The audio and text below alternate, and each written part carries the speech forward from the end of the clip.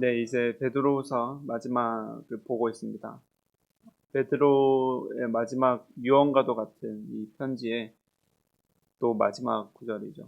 이제 마지막 당부를 우리가 볼 수 있는데요.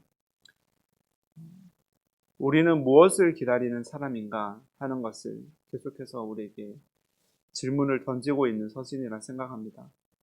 베드로는 본문 14절에서 너희가 이것을 바라보나니 라고 이야기하는데, 바라본다 하는 것은 어떤 소망을 가지고 이것을 기대하며 우리가 살아가게 된다라고 하는 거죠.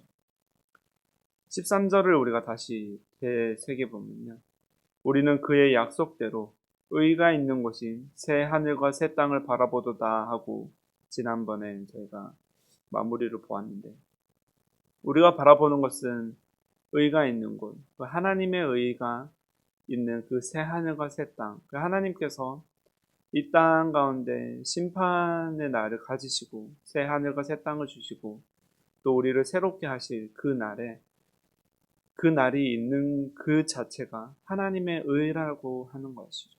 하나님의 의를 우리가 바라보며 나아간다는 거예요. 이 우리의 마지막 때를 향한 기다림은요, 단순히 고통스러운 이 세상을 탈출하기 위한 어떤 도망자의 시선으로 바라보는 것도 아니고, 어떤 낙원에 가는 장소의 이동 그 자체에 대해서 이야기하는 것도 아닙니다. 이 참된 소망은 어떤 장소의 이동이나 어떤 탈출의 개념이 아니라 하나님을 어떻게 향하고 있는가에 대한 우리를 향한 질문이고 또 답을 주고 있는 것이죠. 이 소망이라는 것은 내가 무엇을 기다리느냐 하는 것을 통해서 오늘 우리가 어떤 방향으로 걷고 있는가, 어떤 방향을 가지고 삶을 직면하고 있는가에 대한 이야기를 하고 있는 것이죠. 기다림에는 소망이 있습니다. 기다림이 끝난 후에 만나게 될 사람이라든지, 기다림이 끝난 후에 만나게 될 사건이나 장소에 대한 우리의 소망이 있다는 거죠. 그래서 우리는 기다릴 수 있는 거죠. 그 소망에 따라 기다리면서 어떻게 사는지 그 삶이 좌우된다고 해도 과언이 아닐 텐데요. 개인적인 욕망을 기다리는 자는 세상을 향해 뛰어갈 테지만, 하나님의 의를 기다리는 자, 하나님의 사랑과 하나님의 은혜와 하나님께서 우리를 구원하실 것을 믿고 기다리는 자에게는 하나님께서 과연 우리를 향한 어떤 목적이 있는가 하는 것을 고민하면서 걸어가게 된다는 거예요. 이 종말론적인 신앙은요, 현실 도피나 막연한 이상 세계를 향해서 우리가 나아가자는 것이 아니라 오늘을 어떻게 살아내는가에 대한 궁극적인 질문이고 답과 도전을 우리에게 주고 있다는 거예요. 강력한 원동력이죠. 베드로는 우리가 주님 앞에 14절에 보면 점도 없고 흠도 없이 평강 가운데서 나타나기를 힘쓰라고 권면하고 있어요. 이것을 킹 제임스 버전으로 보면 점 없고 흠 없이 평강 가운데서 그분께 발견되도록 힘쓰라라고 이야기하고 있다는 거죠. 우리가 평강 가운데서 나타난다는 것이 마치 우리가 점도 없고 흠도 없이 잘 살아서 우리가 거룩한 어떤 신자의 모습을 우리가 잘 연단해서 우리 스스로 하나님 앞에 나타나려고 하는 그런 이야기를 하는 것이 아니라요, 하나님께서 우리에게 주신 그 은혜대로 하나님으로 인해서 우리가 발견되어지는 수동적인 입장을 우리가 가지게 된다는 거예요. 이때 이 점도 없고 흠도 없다라는 표현은 이제 우리가 성경을 읽어보면 구약의 희생 제물을 떠올리게 하죠. 하나님께 드려질 제물이 점도 없고 흠도 없이 드려져야 했던 것이에요. 왜냐하면 우리의 죄를 전가해서 그 죄를 대신 짊어지고 죽어야 하기 때문이에요. 그러나 정직하게 우리 삶을 돌아보면요, 우리 중에 어느 누가, 인간 중에 어느 누가 하나님 앞에 점 없고 흠 없이 드려질 수 있는 제물로서의 모습을 할 수 있을까요? 우리에겐 없다는 거예요. 그 구약에 있는 제사마저도 하나님께서 그렇게 여겨주시기 때문에 하나님께서로부터 오는 그 심판을 피할 수 있었던 거지, 우리는 우리 스스로 어떤 그 순결하고 정결한 것을 하나님 앞에 드릴 수 있는 처지가 될 수가 없다는 거예요. 그래서 이 말씀은 너 스스로 도덕적인 완벽에 도달해서 하나님 앞에 점도 없고 흠도 없이 나타나라 하는 어떤 무서운 명령이 아니라요. 이렇게 우리에게 이야기하고 있다고 우리가 받아들일 수 있어요. 우리의 점과 흠을 대신 짊어지신 점과 흠이 없는 어린 양 그리스도의 은혜 안으로 숨으라. 그리고 그 안에서 발견되어져라. 하고 말씀하시는 하나님의 자비로우신 초청이라는 거예요. 창조주 하나님께서 태초에 만물을 창조하시고 보기에 좋았더라 라고 말씀하셨던 것처럼 그 하나님의 시선이 이제 그리스도의 보혈로 덮어진 우리의 모습을 보시면서 다시 한번 너희가 평강이라 라고 말씀하시고 선포하신다는 거죠. 우리가 힘써야 할 일은 우리 의를 막 쌓아서 우리 스스로 점검이 없는 희생 제물이 되려고 노력하는 것이 아니라 그 안에 하나님께서 그리스도께서 내 안에 내주하심으로 그리스도께서 대속하심으로 인해서 하나님 앞에 발견되어질 우리의 그 모습 그대로 그리고 그 하나님의 은혜를 아는 자로서 그 은혜를 기뻐하는 자로서 하나님과의 그 관계 속에서 너희가 발견되어질 것이냐 하는 것이 계속해서 베드로가 걱정했던 것처럼 우리는 계속해서 우리가 봤던 것처럼 어떤 이들은 주님의 재림이 늦어지는 것을 이 땅을 우리가 마음껏 살아도 된다는 어떤 방종의 기회로 삼았던 것이죠. 심판은 없다. 내 마음대로 살자며 성경을 억지로 풀고 왜곡하기도 하고요. 그러나 베드로는 이제 단호하게 이야기하죠. 우리 주의 오래 참으심이 구원이 될 줄로 여기라 하고 15절에 이야기하셨습니다. 주님이 더디 오시는 이유는 우리가 더 깊이 회개하고 더 많은 영혼이 주께 돌아오게 하려고 하시는 그 하나님의 사랑과 은혜 때문이라는 것인데 곧 영원한 세계에 있게 될 어떤 사건뿐만 아니라 이곳에 살아가는 모든 인생이요. 주님의 은혜 안에 있다는 것을 우리에게 다시 역설해서 이야기하고 있다는 거예요. 우리는 마치 이 고난의 터널이 언제 끝날까 하는 생각으로 괴로워하면서 또 어떤 이들은 신은 없다. 신이 있다면 어떻게 우리가 괴로울 수 있겠는가 라고 외치기도 하면서 이 땅에 있는 모든 재난과 고난과 어려운 역경들을 우리는 지나가려고만 애를 쓴다는 거예요. 그러나 하나님께서는 분명히 우리가 지내는 이 모든 인생의 사건들 속에 하나님의 개입하심이 있고 하나님의 은혜가 있고 하나님께서 준비하신 우리를 향하신 하나님의 의가 있다는 거예요. 이 인생이 끝나고 영원한 인생을 사는 것이 아니라 지금부터 우리는 하나님을 만나면서 하나님과 함께 그 영원한 인생을 살아가고 있다는 거예요. 그러므로 이 기다림의 시간이 즉 우리가 살아가는 일상이 하나님을 바라보며 하나님을 구하는 그런 일상이 된다는 거죠.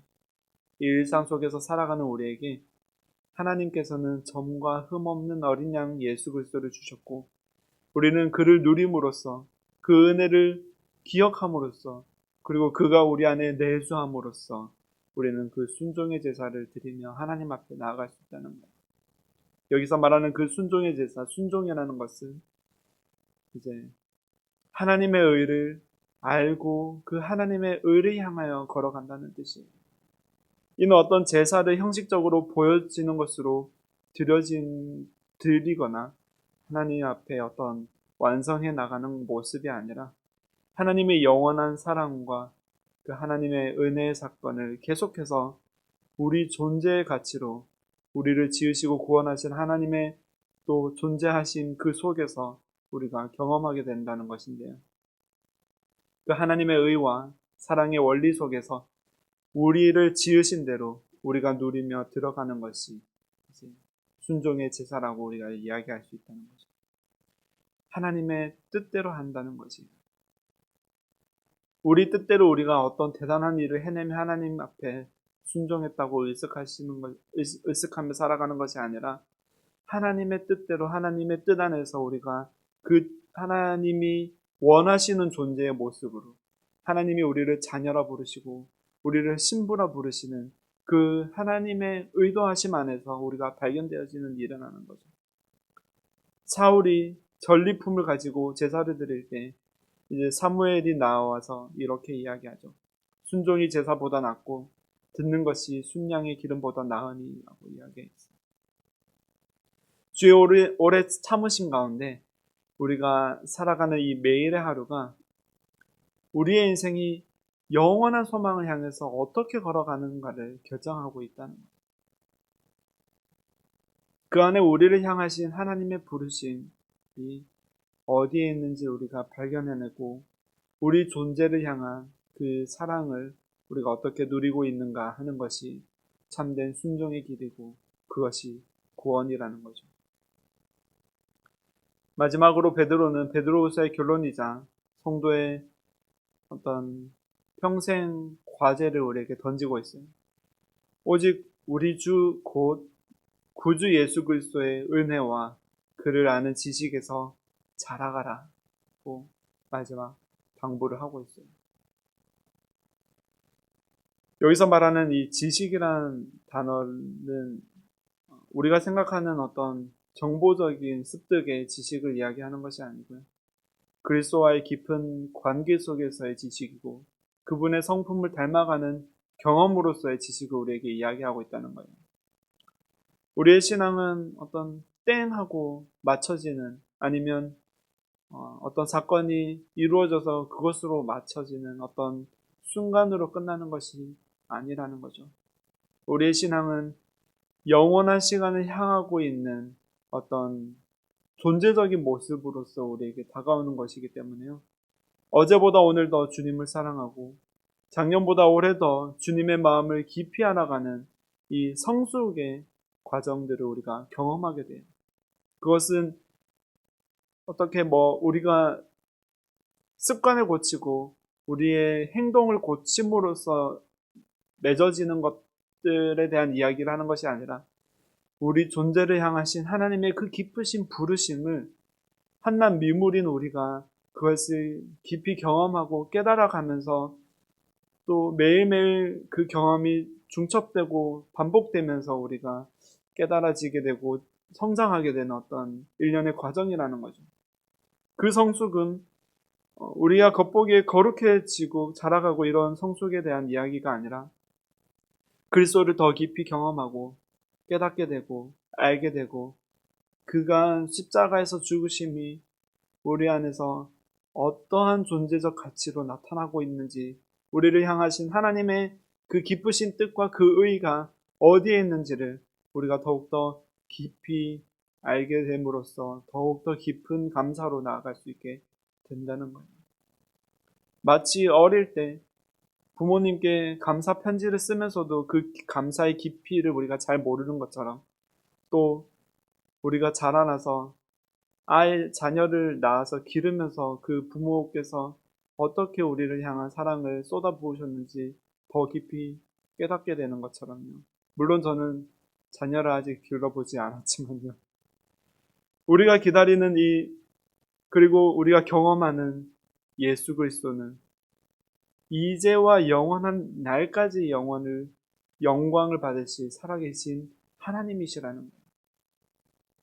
우리를 대신해서 우리의 죄를 대신 짊어지고 죽으신 그분께서 하나님이시며 또 베드로는 굳이 이제와 영원까지라고 하지 않고 영원한 날이라고 하면서 우리에게 심판의 날이 있음을 다시 한번 상기시키면서 분명히 그 날이 있고 분명히 그 전환점이 있을 것이라는 것을 우리에게 알려주고 있다는 거죠. 근데 그 영원한 날이 어떤 죽음 너머의 날만을 바라보며 나아가라고 이야기하는 것이 아니라 그리스도와 연결된 우리가 지금부터 영원한 날 그리고 그 너머에 있는 영원까지 우리가 그 일부로서 살아가면서 하나님 앞에 동기화되어서 하나님과 그 관계 가운데 나아가며 우리가 살아가자라고 마지막 당부를 하고 있는 거예요. 이 베드로후서의 말씀은 우리에게 묻고 있어요. 당신은 지금 어디에서 누구로서 누구에게 발견되고 있습니까? 당신의 존재는 누구입니까? 무엇입니까? 어떻게 발견되어지고 있습니까? 세상의 미혹과 우리 스스로의 정욕의 자리가 아니라 그리스도의 은혜라는 하나님의 구원 계획과 그의 사랑 안에서 우리가 발견되어지기를 너무나도 간절히 소망하고 있다는 거예요. 우리 안에 그리스도라는 샛별이 떠오르고요. 우리를 감싸는 이 어둠이 물러가고 깨뜨려지고 우리 안에 미명이 다가와서 우리를 둘러싼 어둠이 물러갈 때 우리는 그리스도 안에서 발견되어져요. 그 발견이 우리가 생각하는 크리스천의 어떤 거룩하고 아주 정결한 모습이 아니라 여전히 연약하고 여전히 어리석은 존재의 모습으로서 발견되어진다는 거예요. 근데 그 발견되어질 때 하나님께서 우리를 덮으신 그 은혜로 말미암아 그리스도의 그 보혈로 말미암아 하나님께서 우리를 의라 여기시고 우리를 흠없고 점없는 존재로서 여기신다는 거예요. 그 하나님께서 그리스도 십자가의 사건으로 단 한 번의 그 제사로 우리를 의롭다 여겨주신 것처럼요.